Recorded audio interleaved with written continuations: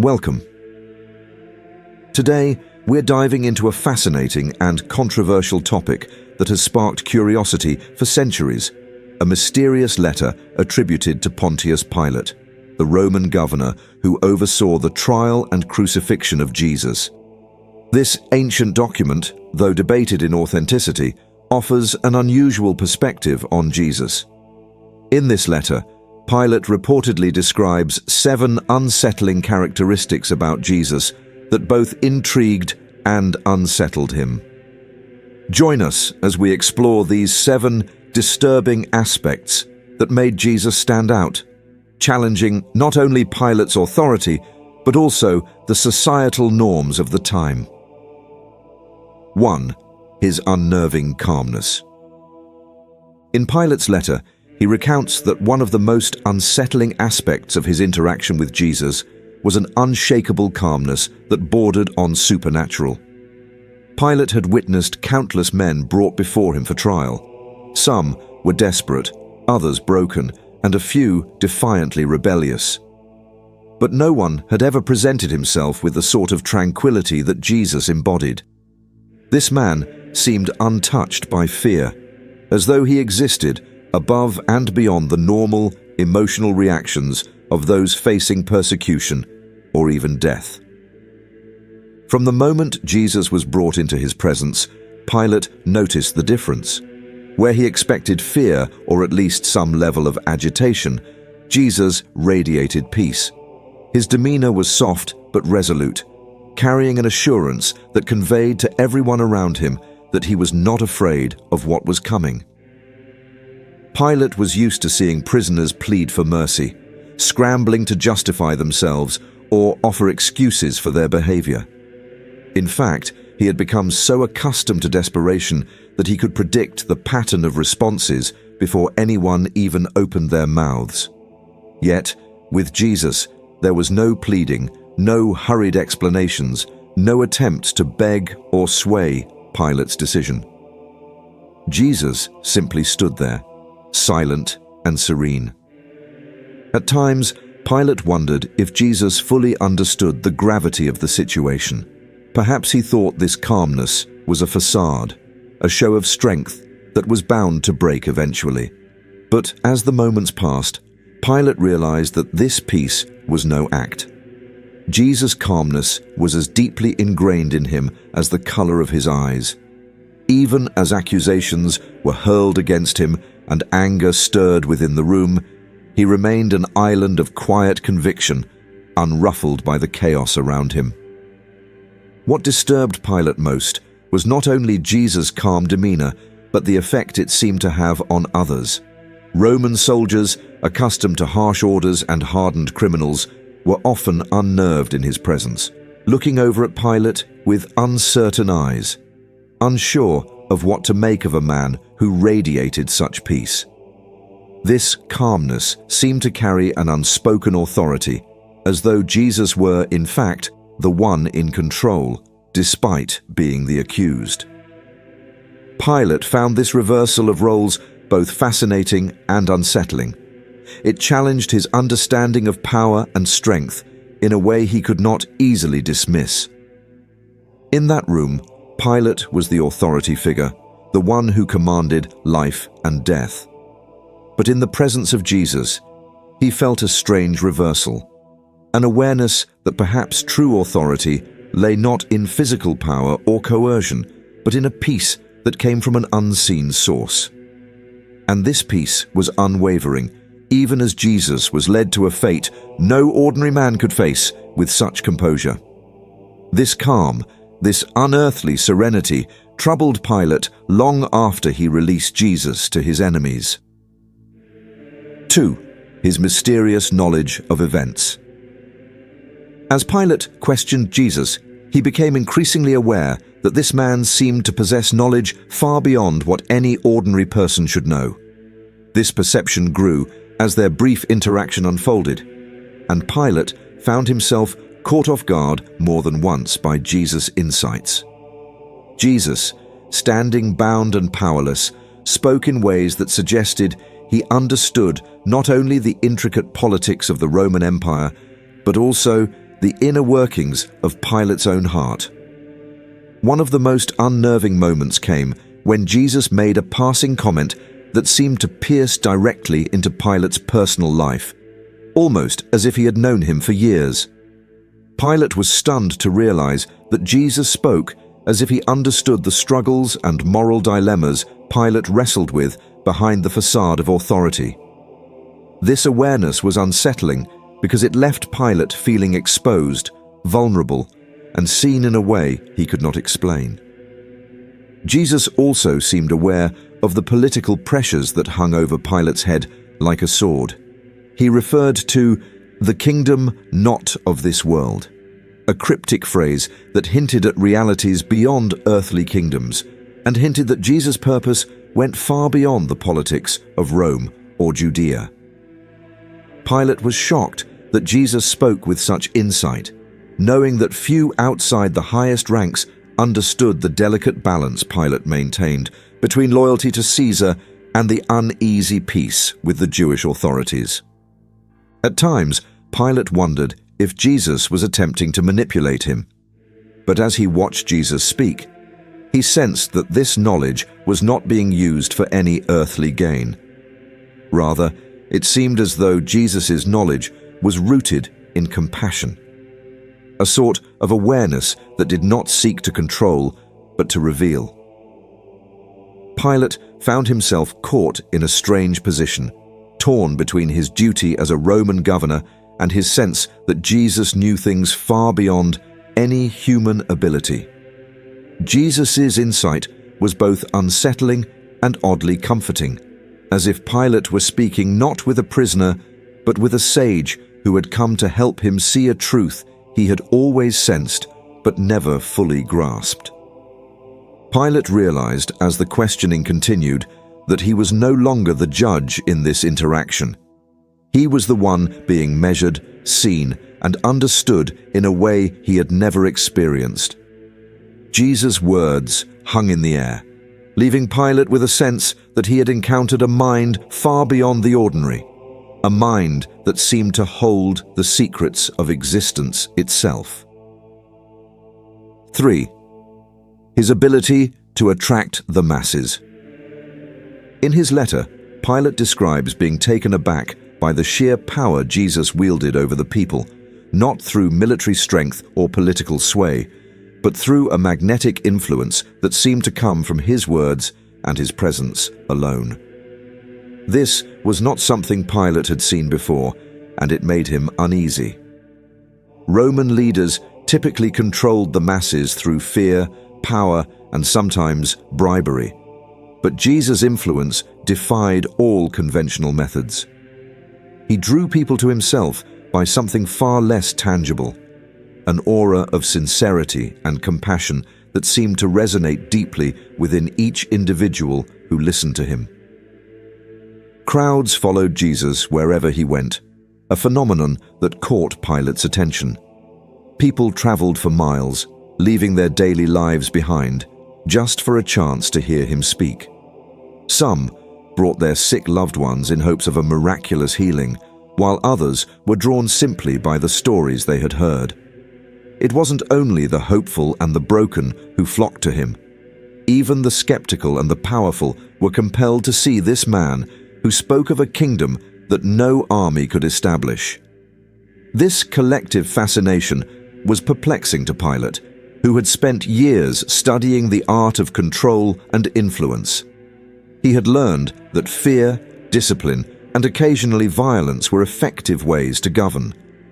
But Jesus upended these principles, drawing followers through love and inspiration rather than coercion. What disturbed Pilate the most was that Jesus seemed entirely uninterested in leveraging this influence for political gain. Any Roman leader would have seized such a following as a path to power or rebellion, using the crowd's fervor to bolster an uprising against Rome, or at least to challenge local authorities. But Jesus did not direct the people to any earthly cause. He did not incite rebellion or stir political resentment. Instead, he spoke of spiritual matters, of forgiveness, compassion, and a strange concept he called the kingdom of heaven. His teachings addressed the heart, not the sword, urging his followers to live by principles of love, humility, and faith. Concepts that were alien in a society built on strength and domination. Pilate couldn't comprehend how a man who taught peace and humility could command such loyalty, especially in a time when people were hungry for change and often eager for rebellion. He realized that Jesus' appeal did not rest on his outward appearance or any special privilege. Jesus dressed simply, did not boast of wealth or heritage, and yet somehow managed to speak with authority that resonated across social classes. The peasants, the tax collectors, the outcasts, and even some of the religious elites were drawn to him, each seeing something in him that defied the categories by which they measured value and status. Moreover, Jesus' followers did not merely listen to his teachings, they transformed because of them. Pilate heard rumors of tax collectors returning money they had taken unfairly, of the poor being fed by those who had once hoarded food, of people caring for one another in ways that mirrored Jesus' teachings. The influence he wielded reached far beyond the confines of his physical presence, rippling through communities and altering behaviors in a way that no decree or law had ever managed. Pilate began to realize that this quiet, gentle man held a power unlike any he had ever seen, a power that had no parallel in Rome's strategies or systems of control. The realization was both humbling and terrifying. Pilate understood that if this influence spread unchecked, it could threaten the very fabric of Roman society, not by rebellion or violence, but by changing the hearts of the people. Jesus' sway over the masses was rooted in something Pilate could not legislate against or imprison, a vision of a world beyond Rome's reach. And this invisible influence, so subtle and yet so profound, left Pilate with an unsettled sense that he was witnessing the beginning of something beyond his control. 4. His refusal to defend himself. Another perplexing and unsettling aspect for Pilate was Jesus' absolute refusal to defend himself. This went against everything Pilate knew about human nature and self-preservation. Most men, when faced with accusations that could lead to torture or death, would plead for mercy, offer explanations, or, at the very least, attempt to cast doubt on the accusations. But Jesus did none of this. He stood before Pilate in silence with an almost serene acceptance that baffled the governor, as if he had already made peace with whatever judgment might come. Pilate tried several times to coax Jesus into responding to the charges laid against him, hoping that he might find a reason to release him or even reduce the severity of his punishment. But each time, Jesus gave little more than enigmatic replies, leaving Pilate with the impression that Jesus was not interested in saving himself. In Roman culture, honor and bravery were paramount, yet even the bravest men often had a survival instinct that would compel them to defend themselves if accused. Jesus' silence was more than a lack of self-defense. It was as if he was waiting for something or someone beyond Pilate's courtroom. Pilate even offered him an opportunity to defend his kingship claim, subtly giving him a chance to distance himself from the threat to Roman authority. Pilate asked, "Are you the King of the Jews?" expecting Jesus to deny the title or at least clarify his stance. But Jesus' response was neither defensive nor outright challenging. Instead, he said, "My kingdom is not of this world." With these words, Jesus effectively removed himself from any direct political threat, yet still offered no defense that would save him from the sentence awaiting him. Pilate could not grasp why a man facing death would pass up every opportunity to plead his case or protest his innocence. This silent acceptance was more unnerving than any loud protest could have been. Pilate found himself feeling a strange pity mixed with irritation. He wanted Jesus to fight for his life, to give him a reason to overturn the demands of the angry mob. But Jesus remained silent, resolute, as if he were resigned to a destiny he had long understood and accepted. This stoic composure, far from cowardice, seemed more like a deliberate choice, a kind of strength that went beyond the physical or mental, rooted in a purpose Pilate could not fathom.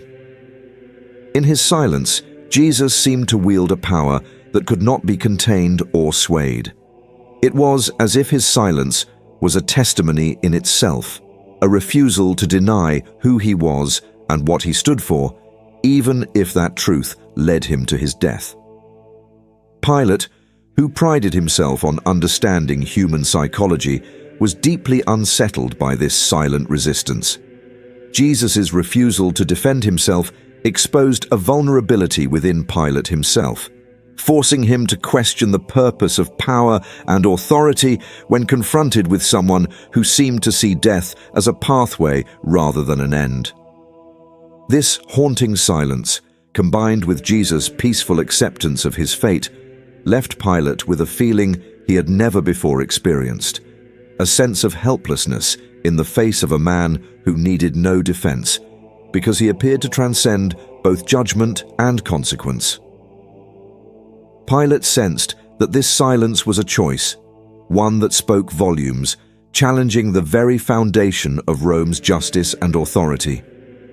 In that moment, Pilate felt, perhaps for the first time, that he was in the presence of something far greater than himself, a mystery that lay beyond his grasp, rooted in a truth he could neither question nor ignore. 5. His disregard for authority. One of the most troubling aspects of Jesus for Pilate was his complete disregard for earthly authority, particularly the kind Rome embodied. In Roman society, respect for hierarchy and power was fundamental, and every individual knew their place within the vast structure that upheld the empire. This system depended on submission to the rule of law, and above all, to the authority of Caesar. From Pilate's perspective, Jesus posed an almost existential challenge to this system. He neither bowed to the Roman governor nor to the authority of the religious leaders who had brought him there. Instead, he held himself as answerable only to a different kind of kingdom, one that Pilate couldn't comprehend and that seemed to place him beyond the reach of earthly jurisdiction. As Pilate questioned him, Jesus never showed the slightest fear or reverence for Pilate's title, power, or the Roman state. This indifference was more than a subtle insult. It felt like a complete rejection of the world, as Pilate knew it. When Pilate directly asked him about his kingship, expecting some defense or explanation, Jesus did not deny it, nor did he try to appeal to Pilate's authority. Instead, he cryptically affirmed, "You say that I am a king. For this reason I was born, and for this I have come into the world to testify to the truth." There was no denial, yet no submission. It was clear that Jesus saw himself as part of something beyond Pilate's understanding or control. And this disregard for Pilate's authority made him uneasy, almost as if he were dealing with someone who was not bound by the same rules that governed Rome. Pilate was accustomed to prisoners who either resisted authority with defiance or succumbed to it with fear. But Jesus did neither. He maintained a kind of calm detachment, as though he existed in a realm of his own that was unaffected by Roman chains or judgment. Pilate recognized in Jesus an authority that was both gentle and immovable, an authority that could not be intimidated or coerced. This left him feeling oddly powerless in his own hall of judgment. No matter how he tried, Pilate could not bring Jesus to acknowledge Rome's dominance or the role he was supposed to play as a subject of the empire. To Pilate, this disregard was deeply unsettling, for it suggested that Jesus followed a law and authority higher than that of Caesar. A dangerous notion in an empire where loyalty to Rome was non-negotiable.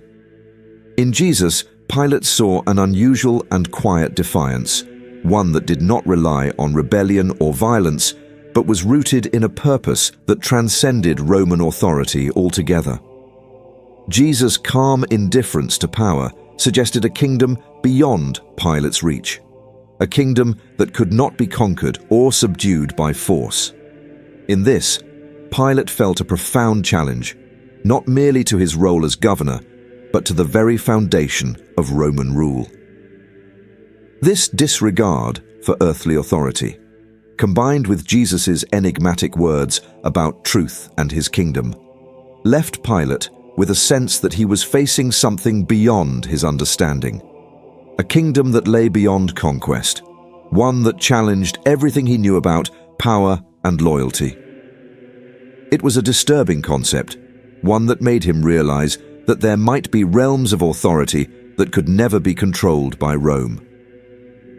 6. His compassion for all, even his enemies.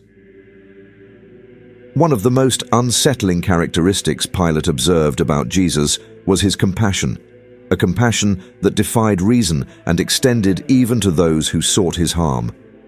Roman society valued strength, loyalty, and a well-defined sense of justice, qualities that ensured survival and power. Mercy, while sometimes exercised, was generally seen as a weakness, particularly when it was directed toward enemies. For Pilate, a man whose authority relied on his ability to command respect and enforce the law, Jesus' compassion appeared almost reckless. It was as if he did not distinguish between friend and foe, offering the same kindness and empathy to all, regardless of their intentions toward him. Pilate had heard stories of Jesus healing the sick, feeding the hungry, and spending time with society's outcasts, tax collectors, lepers, even those accused of grave sins. But even in the face of betrayal and opposition, he extended this compassion. It became evident to Pilate that Jesus was not simply benevolent out of convenience or to gain followers. His compassion was deeply embedded in his character, as inseparable from him as his own voice or appearance. When Pilate observed Jesus' interactions with the hostile crowd, he saw no resentment or anger in his eyes. Instead, there was a quiet sadness, an empathy that seemed to extend even to those who shouted for his crucifixion. This was perhaps most disturbing to Pilate, as it revealed a moral strength that he could neither understand nor reconcile with Roman values. In Pilate's world, enemies were to be conquered or punished, not forgiven or shown kindness. The idea of extending compassion to those who hated him was alien and almost irrational. Yet Jesus did not seem to see his compassion as a weakness. Rather, he displayed it as though it were his greatest strength. Pilate was haunted by this trait because it suggested a new way of being, one that required a courage greater than any he had witnessed on the battlefield or in the court. Even more unsettling was the realization that this compassion seemed limitless, extending even toward Pilate himself. As he looked into Jesus' eyes, Pilate felt that Jesus saw him not as an enemy or a judge, but as another person, one perhaps just as lost or vulnerable as the masses who sought him. Pilate found himself drawn into that gaze, feeling a strange sense of understanding and almost pity from the very man he was sentencing. He could not shake the feeling that Jesus harbored no hatred toward him, that there was an underlying forgiveness in his eyes, even as Pilate failed to defend him. This boundless compassion, which extended even toward his executioners, left Pilate profoundly unsettled. For a man who had always believed in justice as a form of strength and punishment, as a form of control, this radical empathy challenged his understanding of power. Jesus' compassion did not diminish his strength.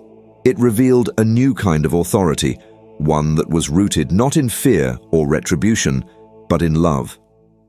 Pilate felt that this compassion, so incomprehensible to him, was perhaps the most powerful force he had ever encountered. It was disturbing because it defied logic, breaking down the barriers between friend and enemy, and it lingered in Pilate's mind long after Jesus was led away, haunting him with the possibility that true strength might come not from conquest, but from an enduring love that embraced even those who opposed it. 7. His claim to be the Son of God. Among all the perplexing and disquieting traits of Jesus, nothing disturbed Pilate as deeply as his claim to be the Son of God. In a world where authority was derived from lineage, power, and conquest, such a claim was both unprecedented and dangerous. The title carried a profound weight, suggesting not only a special relationship with the divine, but an identity that transcended the ordinary boundaries of humanity. Pilate, a Roman accustomed to stories of gods and heroes, initially dismissed such talk as mere superstition or exaggeration by Jesus' followers. But the more he observed Jesus and the unwavering conviction with which he spoke, the more he sensed that this claim was not a delusion or a metaphor. It was something Jesus genuinely believed.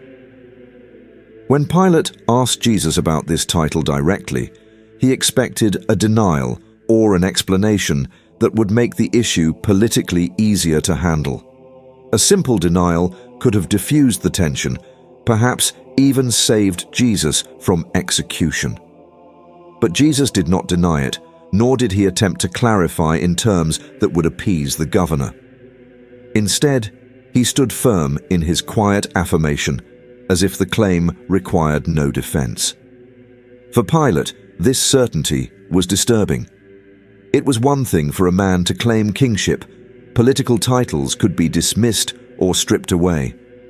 But a claim to divine sonship touched on something beyond Pilate's understanding or control. It was as though Jesus were declaring allegiance to a realm Pilate could not conquer, an identity Rome could not legislate. Pilate had seen others accused of blasphemy or heresy, but this was different. There was a calm assurance in Jesus' eyes, a depth of conviction that suggested he knew something Pilate could not grasp. It was as though he was speaking from a place beyond time and human authority, almost as if he viewed himself as part of an eternal story unfolding within the constraints of mortal life. This unshakable confidence left Pilate with a sense that he was confronting not just a man, but a mystery, a truth so profound it eluded the boundaries of reason and law. Pilate found himself wondering what it would mean if Jesus were telling the truth. Such a thought frightened him because it suggested a power beyond Rome, a source of authority higher than Caesar himself. This idea became even more unsettling when Pilate considered the influence Jesus already wielded among the people. A man who commanded such loyalty and reverence, combined with a claim to divine sonship, represented a threat unlike any Pilate had encountered. If Jesus were indeed the Son of God, as he claimed, then his purpose and mission could not be thwarted by imprisonment, torture, or even death. It suggested an authority rooted in eternity, one that defied earthly power. The idea of a kingdom not built on politics but on divine principles posed a challenge to Rome's dominion in a way that was both abstract and deeply real. In Jesus, Pilate saw the potential to spark a movement that could spread like wildfire, not through force, but through faith. Pilate's unease only grew as he wrestled with this claim in the solitude of his thoughts. What if there was a realm beyond his understanding, one in which titles like Son of God held true power and purpose? What if Jesus, in his strange and quiet way, was pointing to a reality that transcended Rome, a world governed by principles beyond human authority? The questions left Pilate feeling vulnerable, as if he had glimpsed a truth that undermined the very foundations of his beliefs and his role as governor. In that moment, he felt an inexplicable dread, a sense that he was not merely sentencing a man, but perhaps confronting something far greater than himself, something that neither his authority nor Rome's might could fully control. This claim to be the Son of God lingered in Pilate's mind, haunting him as he pondered the implications of such a title. It left him feeling as though he were standing on the edge of an abyss, peering into mysteries he was neither prepared nor able to understand. This, above all, disturbed Pilate, not because of what it might mean for Jesus, but because of what it might mean for the world and for Rome itself. For the first time, Pilate felt that he might be playing a role in a story that was not his own, a story that stretched far beyond the reach of Roman power, into realms of meaning and purpose he could only begin to fathom. This boundless compassion, which extended even toward his executioners, left Pilate profoundly unsettled. For a man who had always believed in justice as a form of strength and punishment as a form of control, this radical empathy challenged his understanding of power. Jesus' compassion did not diminish his strength. It revealed a new kind of authority, one that was rooted not in fear or retribution, but in love. Pilate felt that this compassion, so incomprehensible to him, was perhaps the most powerful force he had ever encountered. It was disturbing because it defied logic, breaking down the barriers between friend and enemy, and it lingered in Pilate's mind long after Jesus was led away, haunting him with the possibility that true strength might come not from conquest, but from an enduring love that embraced even those who opposed it.